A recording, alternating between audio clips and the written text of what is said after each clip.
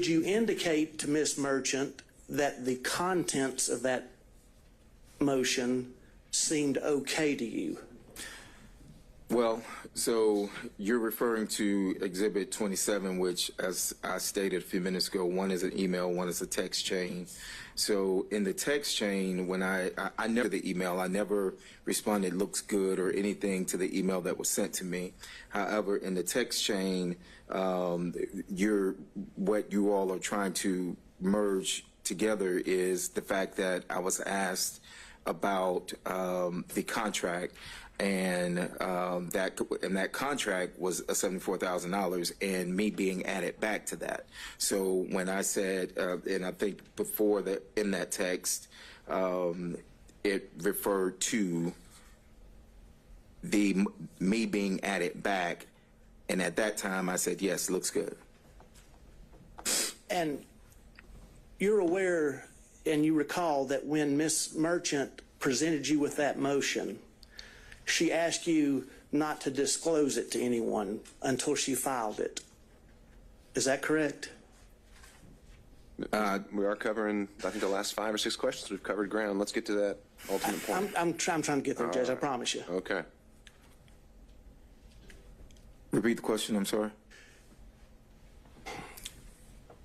She asked you not to disclose that motion to anybody until she filed it, correct? I think so. I think that was in the text message, yes. And you knew, in fact, it was her intention to file that motion, correct? The actual motion that she, that was sent? Yes.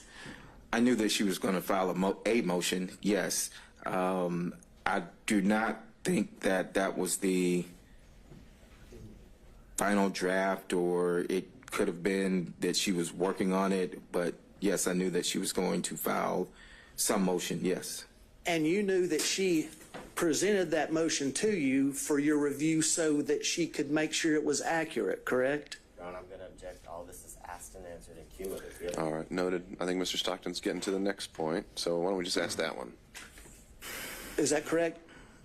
Sure.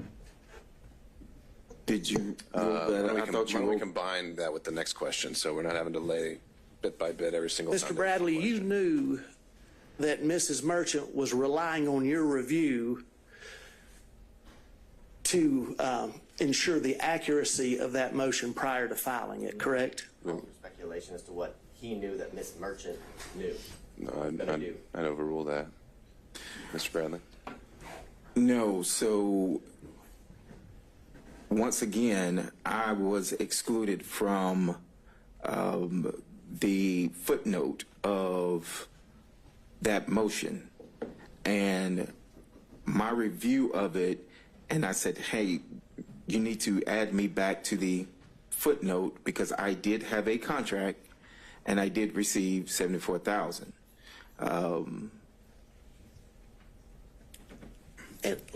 If I may help you out, let's talk just about that part of the motion that deals with the relationship between District Attorney Willis and Mr. Wade. When you reviewed that, you knew that Miss Merchant. No, I did not know that she was relying on me for any relying on me for any accuracy other than what was put in there about the $74,000. Mr. Bradley, if there was something patently false in that motion, you would have told Miss Merchant, wouldn't you? I can't say that I would or wouldn't have. I don't know what I would have told Miss Merchant. If there was something patently speculative, you would have told Miss Merchant, wouldn't you? I don't know what I would have told Miss Merchant. She asked me, was it accurate? We were discussing the $74,000 that was left out. Again, if I may direct you just to that portion dealing with the relationship between Mrs. Willis and Mr. Wade. You didn't tell her that there was anything patently false in that because you didn't see anything patently false in that motion as it relates to the relationship.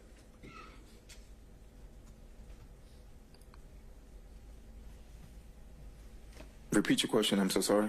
You did not inform Mrs. Merchant that there was anything patently false in that motion that you were presented with as it concerns the relationship, because you did not see anything that was patently false, correct? Objection asked and answered cumulative. All right, next question, Mr. Stockton.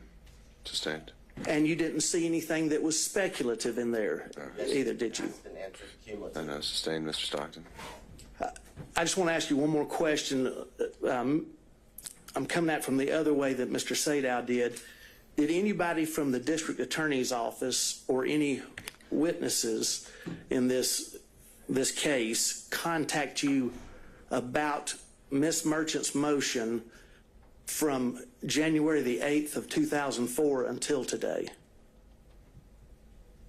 Did anyone contact me about her motion? Yes, from the district attorney's office or any witnesses or anybody else involved with the case besides the defense? Other than the call the only personal call that I had was with Gabe Banks. I never spoke to anyone else, and to my knowledge, he's not a part of this, so. That's all I got, Judge. Thank you, Mr. Stockton. Mr. Durham, if you're still with us. No question, Your Honor. Thank you, sir. Mr. McDougall.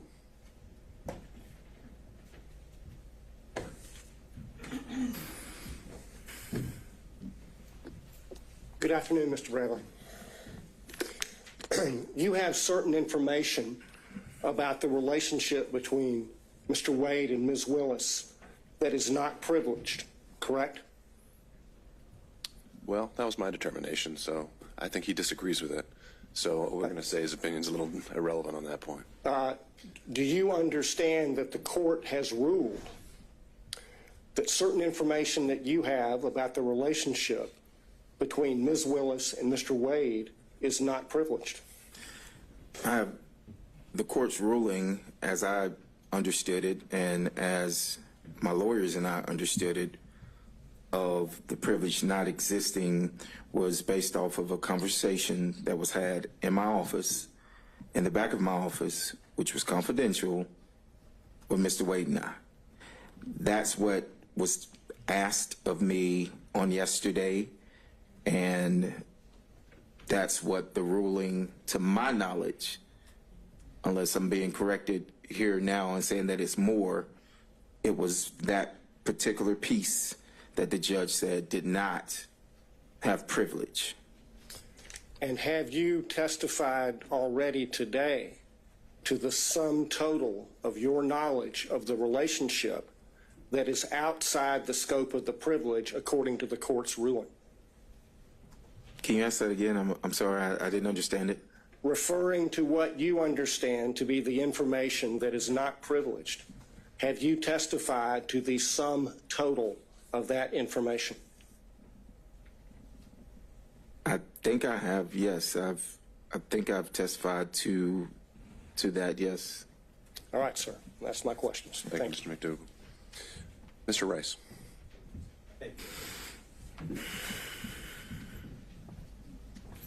Mr. Bradley, at least as of February 15th, when you first testified, you said that you still considered yourself a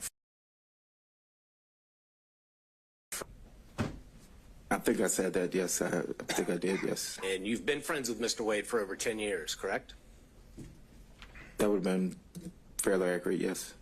And you recall communicating with Ms. Merchant about this case and about Mr. Wade and Ms. Willis's relationship, correct? I'm going to object as to asked and answered and cumulative by all three of the previous. Sure.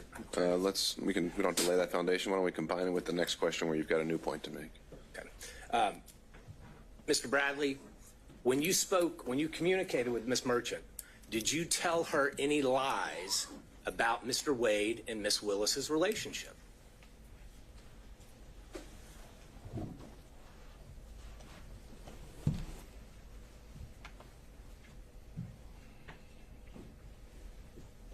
Did I lie to Miss? That's a simple question, Mr. Bradley. You're a lawyer. Did you lie to Ms. Merchant when you told her facts about Mr. Wade and Ms. Willis's relationship?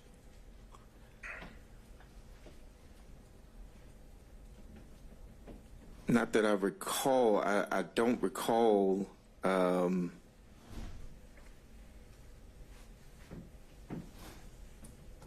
I mentioned earlier that I speculated on some things.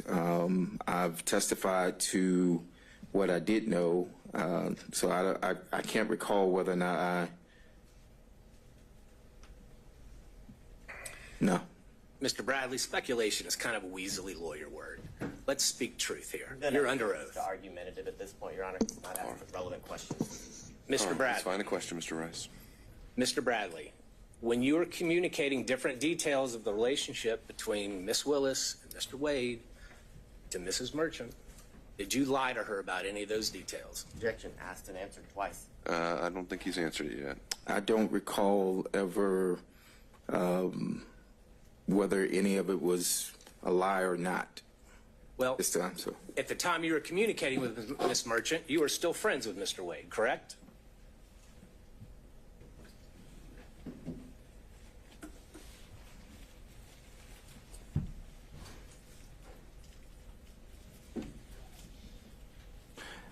yes, And at the time you were communicating with Miss Merchant, you knew that she was talking to you in her role and capacity as an attorney in this case, correct? correct.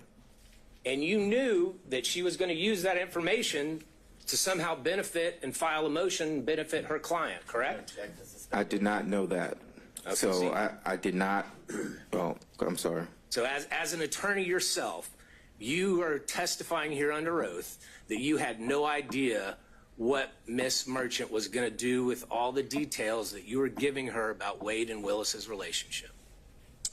So at the time, no, I did not. I knew that Miss Merchant was gathering information. That is correct. Okay. And did you lie to her when you told her that the relationship began before 2021? I don't think we need to drill into specifics. He's covered it at a high level. I don't think we're going to get much out of this. Mr. Bradley, isn't it true the only thing that has really changed? Well, you were speaking to Miss Merchant, whether by text or by telephone. You never said to her that I don't remember or that I'm speculating, correct? I don't recall. Well, you've looked through a whole lot of text messages. Do you remember ever seeing any communication from you that said, I don't remember?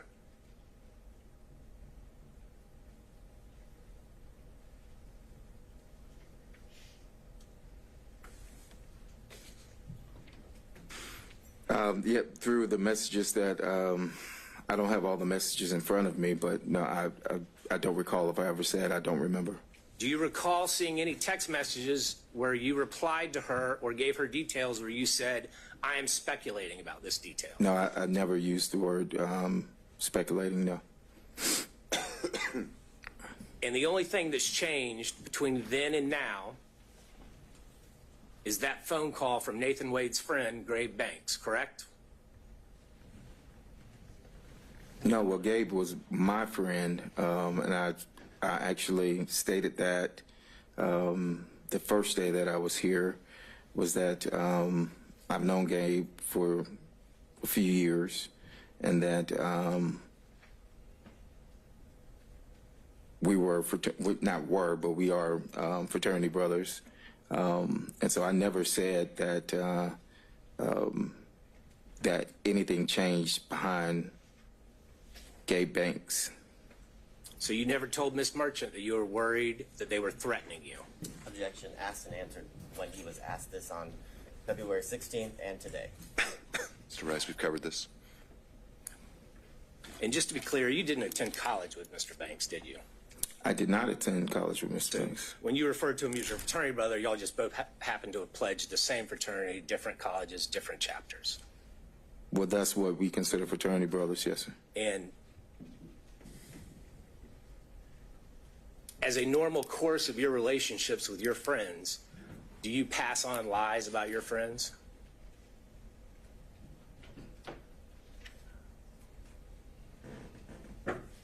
Have I passed on a lie about a friend? Is that what you're asking? Is that something you normally do, Mr. Bradley? Do you tell lies about your friends? Have I told lies about friends? I could have. I don't know. Do you tell lies about your friends about a case of national importance? Objection as to All right, overruled. I could have. I don't know. Mr. Bradley, I notice you're not looking at me. I'm looking at you on the screen only because I was accused of, and I did the same thing to Mr. Sadow when he was on the What's screen. the next question, Mr. Rice? No further questions, Judge. I think it's clear. Thank you, sir. Mr. Gillen.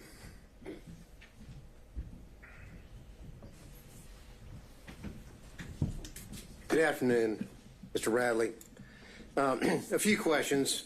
A lot of folks have taken up the questions that I wanted to ask, but I've got a few left here. We'll see. We'll see. You said Mr. Radley, you said you didn't know what Ms. Merchant was going to be doing with the motion that she sent you. You remember that testimony a few minutes ago? I think I said I didn't know that. I knew that she was gathering information, yes. Well, let's look at the title of the motion that she sent you. Do you remember reading? That was sent on the 6th. Excuse me. Do you remember reading the defendant Michael Roman's motion to dismiss grand jury indictment as fatally defective and motion to disqualify the district attorney, her office, and the special prosecutor from further prosecuting this matter? Do you remember seeing that in the draft that you read and reviewed? Yes. So when you tell this court that you didn't know what she was up or what she was going to do, she kind of gave you a hint, didn't she, in the title of the motion that she sent for you to read? Didn't she? Yes or no? I read the title of what the motion was. And there wasn't anything in the title that threw you off. Pretty straightforward speaking title, isn't it? Correct.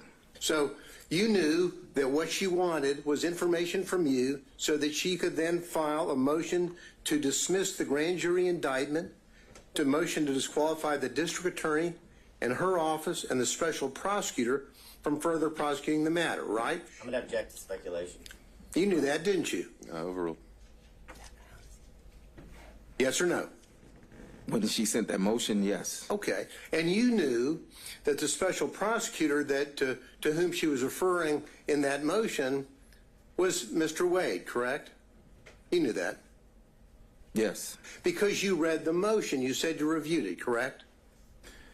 Yes. And we're not going to go over all of the, number one, because we don't have time, and number two, the court wouldn't let me. But, but there are a few things that I do want to ask you about in that response, in that aspect.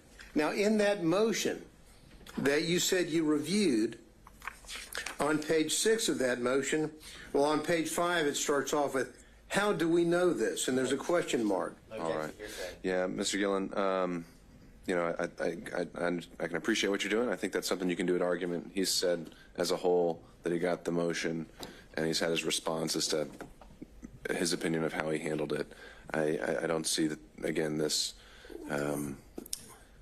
really being necessary to go through it line by line of what. Well, a little indulgence, Your Honor. I'm not going to go. This isn't going to be a 40-minute death march through the motion. I would like to ask about a few bullet points that capture under this, and then I'll move on. But I would ask the court's indulgence in that respect. Again, I think we've covered it, and I think that you'll be able to argue that this was in that motion and that he had a chance to review it, and he never objected to anything in there or raised it. So That's a problem, and always ending up last asking it very much is. And next time asked, I'll reshuffle the order. Well, we did earlier with Mr. Wade, and then I hear you. that was kind enough, and hear then the court said we had to go. Don't need to draw straws next time. There we go. I'll go with that. All right. Anything Thank else? you, Your Honor. That's all I Okay. have. Okay. We had Mr. Kucherov potentially still on Zoom. Yes, Your Honor, and I have just a few questions. All right. Could we add a spotlight to Mr. Kucherov? I'll let you know when we're able to proceed.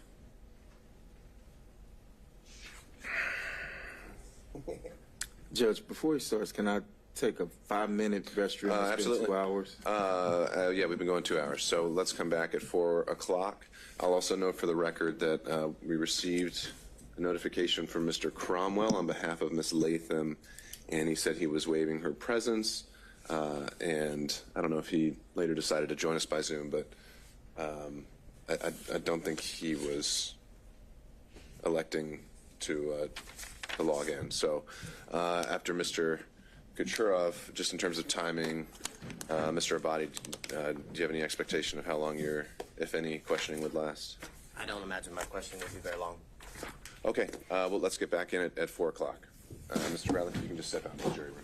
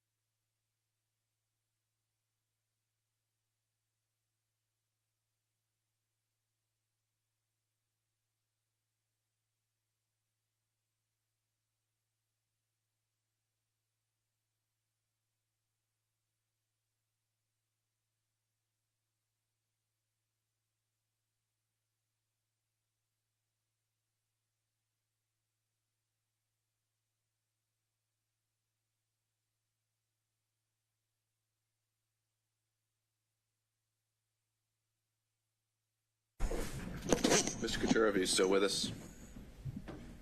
I am, Your Honor.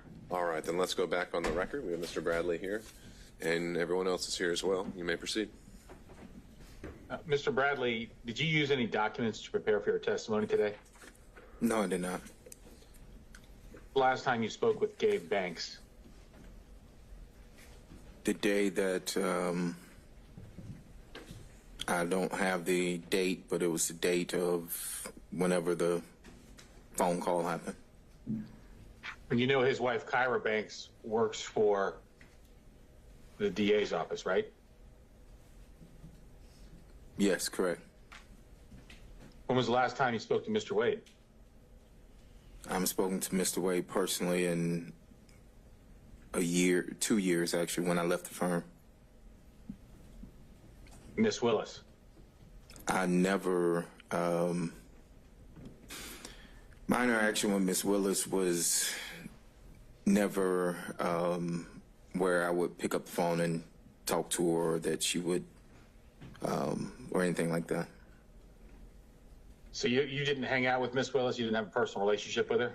No, I never had a personal relationship. I mentioned before that I went to a dinner that was after she was elected. That was at a steakhouse, but it was some 75 to 100 people there.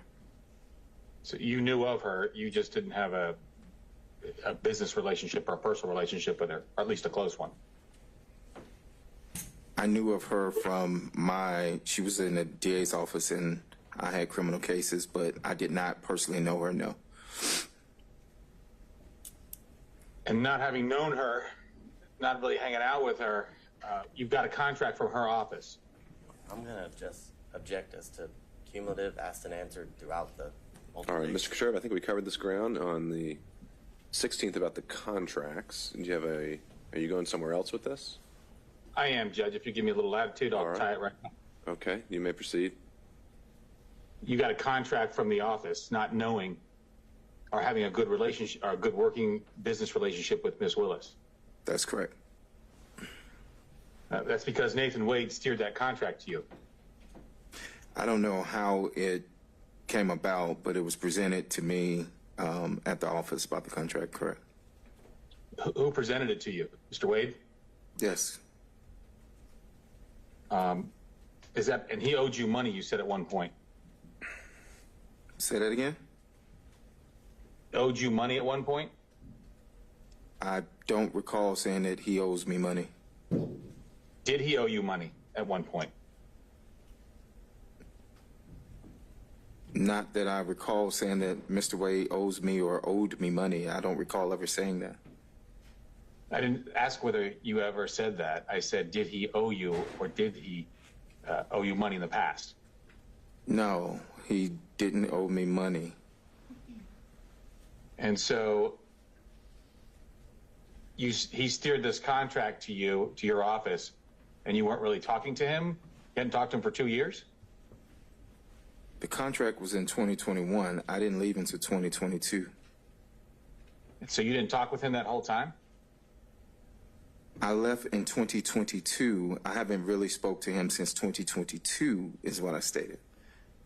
When I left June of 2022, around June, August dates of 2022.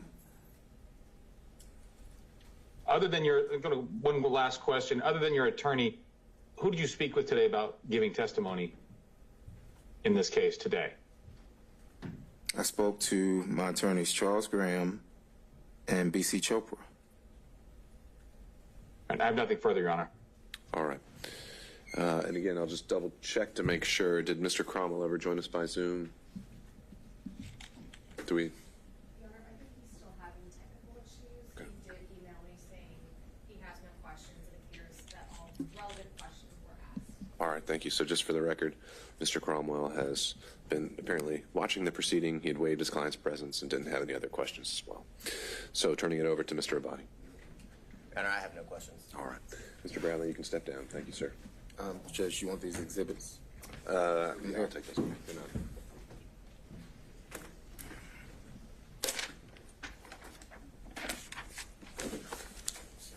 May I be excused? I have a follow-up based on some questions, and it's just about the text. And what, just by way of proffer, what about the text? Just to admit, so when other people asked about the text, some of them weren't in the record today, so I organized them. They're the ones that have been talked about today, so I just organized them. I just wanted, for a point of reference, to have them. Okay. And do we need Mr. Bradley for that? I don't believe so, but Have you marked them? yes. Have you showed them to the state? I gave a copy to the state, but so these Mr. are. Bradley, just hang on just for 1 second, just to make sure. I'll give you all of them. So. Admitting all of them? You can. And I'll send it to you. And while he's looking at that, Mr. Bradley handed me Defense Exhibit 23, 24, 25. Judge, I didn't realize that they were in my folder. Oh, is that from the hearing? Yeah, From on Friday?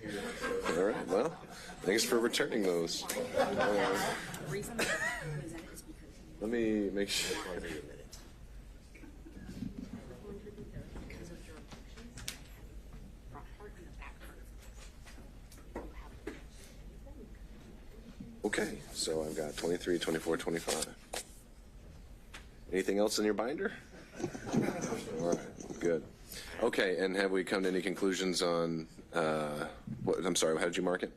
I marked it as, I think we're up to 39, surprisingly the state of Texas. All right, Defense Exhibit 39 is tendered and admitted without objection. Well, no. Oh, I'm sorry. Oh, okay. Text messages that weren't referenced today with, are confronted, with, Okay. as it relates to Mr. Bradley. So these are additional text messages, Ms. Merchant? No, so what I did was they objected that they weren't complete because like the first part of the text wasn't there. It was just like, oh, there was something before that was said. So what I did was I spent this whole time trying to line them up so that I had the beginning of the text, the middle, based on their objection. They have all the text. They can admit all of them if they want them complete. And All right.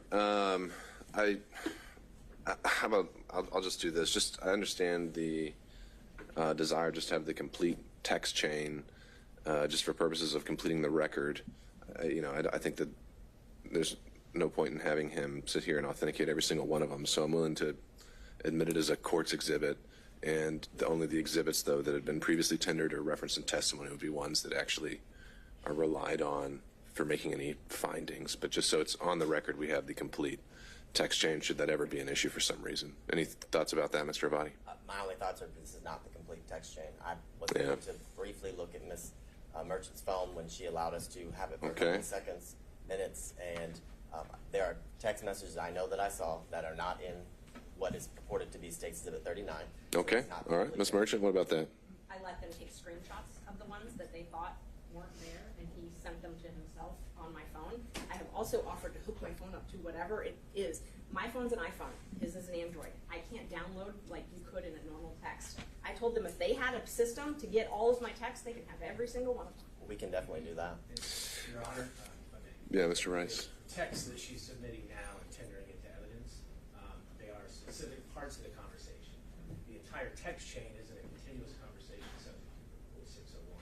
Those particular parts, given the witness's testimony, should be admitted as substantive evidence of prior and consistent statements with this testimony today. It would be up to the government and the state if they then want to introduce the rest of it.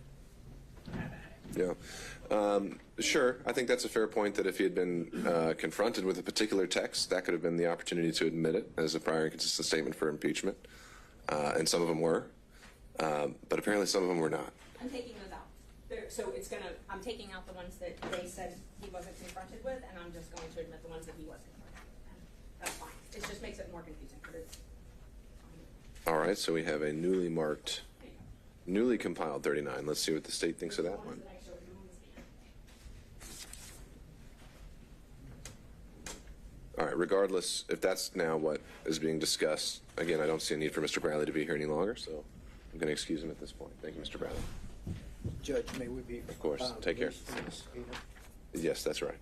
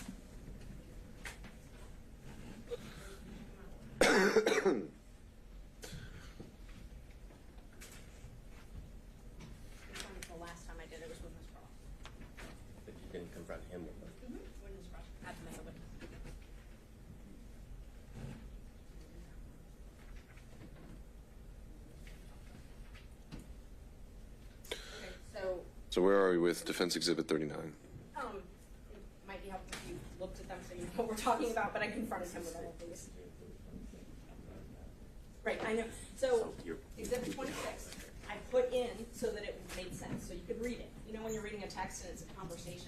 Sure. They're upset that they're not in order now, I guess. I don't really understand, but if you want to look at them, you can. Well, let's start from the beginning. What is the purpose of Defense Exhibit 39? These are the ones that I showed him, and that I showed him today.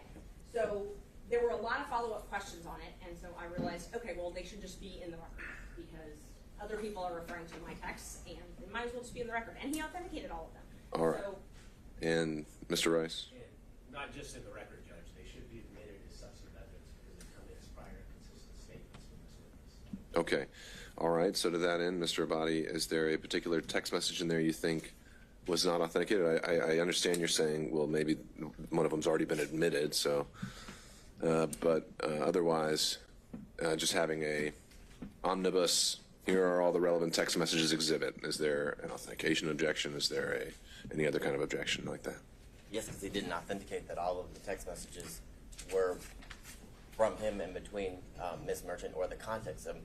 So I think that's the problem. When you don't, for example, if the state was to provide, I guess, just a specific text chain from a cell phone extraction, there would be an objection because the state would be making the determination as to what is relevant. Really, all the information should be turned over, and it's for the parties to object and Your Honor to determine which parts of the conversation are relevant or not. I don't have all of the conversation. The conversation starts in September, and then, so there's a few text messages from September, and then we jump to January. Ms. Merchant has determined that that jump in between is not relevant. That's not appropriate. It's for Your Honor to determine what's relevant and not, and I can't make an objection as to what I don't know. I can tell you what I've read. It seems as if there are definitely parts that are missing that would make certain parts of the text message she's attempting to admit that she didn't confront the witness with would be my objection. But only the relevance can only be determined if we have the full chain. So she's determined which ones are relevant. That's your job. Sure. So didn't she just try to do the full chain as an exhibit just a moment ago? No, we don't have the full chain.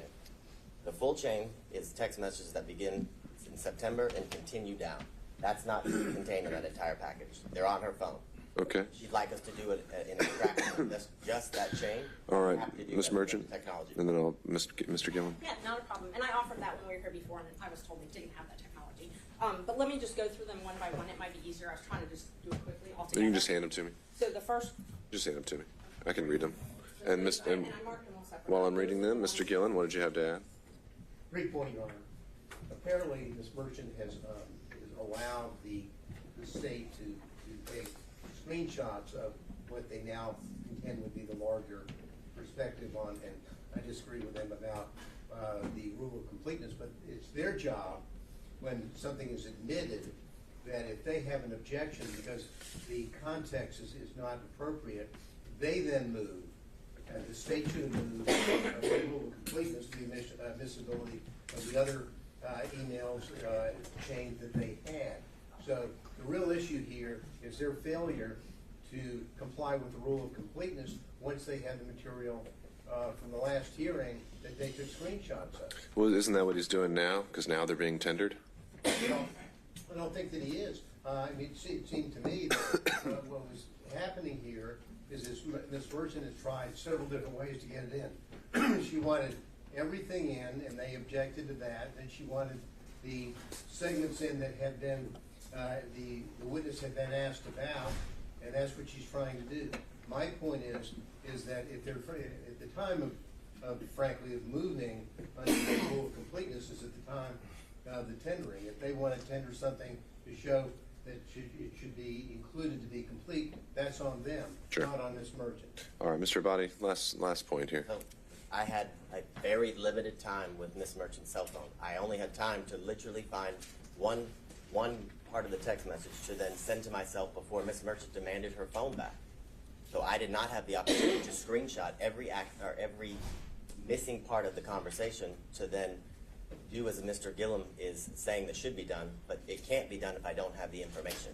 So you don't have the complete packet, and there are many of the text message screenshots that you have printed out that were not used to confront Mr. Bradley or refresh his recollection. So they're inadmissible evidence. If anyone missed the opportunity, it was the defense counsel to confront him. All right. I don't think we need to go back and forth any further. Ms. Merchant, you've offered, you said, to print out a complete chain of every text exchange with Mr. Bradley since you began corresponding with him. I'll give you the chance to do that, and you can follow up by email with that exhibit. It would be the complete chain without any deletions or removals, and we'll have that marked as Defense Exhibit 39. Thank you. Judge, I have got to respond, though, that in court Friday at 1:57, when Mr. Abadi texted himself the screenshots, I literally wrote him, do you want any other screenshots? I have nothing to hide. You can download my phone if you want. So, All right, we're done. Okay, so I'll wait back to hear from you all on Exhibit 39. And is there anything else to take up before we discuss Friday? Just kind of throwing it open to the floor. Seeing none, I believe I'd asked and put it out there among defense counsel to be considering how they would like to organize their arguments on Friday. Has there been any decisions reached on that? meeting tomorrow to determine that, Okay. and I can email the court when we're done with that. But we are going to make it as efficient as possible and break it up. Break it up in terms of like subject matter or something like that? If there's time limits, Yeah. imposed upon the defense at large, Yeah, let us know. that's the idea. Okay. You can tell us what that'll be, and then Well, I'll start with, what is it that you're asking for? We'll start there. It's kind of curious. that's an interesting. Well, I don't think we can answer that right now. Number one, the court said, look, if you divide it up, then we can go with that. Or if you can't divide it up, then I'll give each defense counsel a specific period of time. Tomorrow, we'll find out when we meet whether or not we can divide it up in a way that serves the interest of our respective clients. Hopefully we can communicate with the court. Okay, I'll just wait to hear from you. To the point of, I think the state recently filed their own motion to, I think it formally said to reopen the evidence as to another witness. I only got to read it very briefly. Or I don't know if that was just saying in the alternative we'd like to reopen the evidence. I don't know, maybe someone can clarify that. But my thought there and what I think we ought to do Friday and what I would like to do on the issue of the cell phone analysis and this other affidavit filed by the state today is that both parties, any party rather, can make whatever arguments they want based on a proffer, any counter arguments they want to make based on a proffer. They would not be admitted into evidence at this point. And at this point, I need to start hearing the arguments in the law and what we've heard so far. And if I think I'm able to reach a ruling based on that, I will. However, if I think that the proffer is going to make a material determinative point, we can reopen the evidence at that point. But just the bottom line is on Friday, the intention is that we're still sticking with argument. But the parties are free to address some of these issues that have been brought up post-hearing if they'd like to. Your Honor, excuse me. Whoa. Sorry. Let me start with Mr. Saban. I'm alive and well with a quick question. All right. That suggests that we do not have to have a witness present on Friday for the cell phone record, correct? That's right. Friday would just be argument, and counsel can proffer why they think it's significant. And if once I've heard the law and the argument of counsel, I decide that that is going to have some material bearing on the outcome, then we can reopen the evidence and have it properly admitted and authenticated and subject to cross-examination. Thank you. Okay. Ms. Merchant. I just wanted to know if the court wanted us to focus our arguments on anything in particular. If you have any questions you wanted us to try and answer. Well, actually, I think what I'm more likely to do is more along the lines of what I suggested before, is give you all a time block, and you use the time however you think is more effective, what you think is your strongest argument. A lot has been covered, and there's a lot in the motions that weren't covered during the evidentiary hearing that I would plan to rule on at the same time as well. So I leave that to you. All right, thank you. Mr. Gillen? Your Honor, I know we have other motions to hear on Friday. Oh, we do? Now, I thought we did. I just said disqualification as a whole. So if you have arguments about forensic misconduct, about anything like that, that would be the time for that argument as well. I consider that part of the disqualification. Sure. I thought we had scheduled hearings on the murder. No, I mean, I talked about that, and then things evolved. So we didn't actually send out a notice adding any other motions, but we do need to. We have some trials starting next week. The next 2 weeks, we've got some of our homicide trials already scheduled. So I'm going to be following up with you all to schedule the rest of the pretrial motions that we have. So the only arguments that we have on Friday would be 1 o'clock on the issue of disqualification. That's right, all things disqualification. Anything from the state or any other defense counsel? I think for the state. All right, thank you all. All right, we're off the record.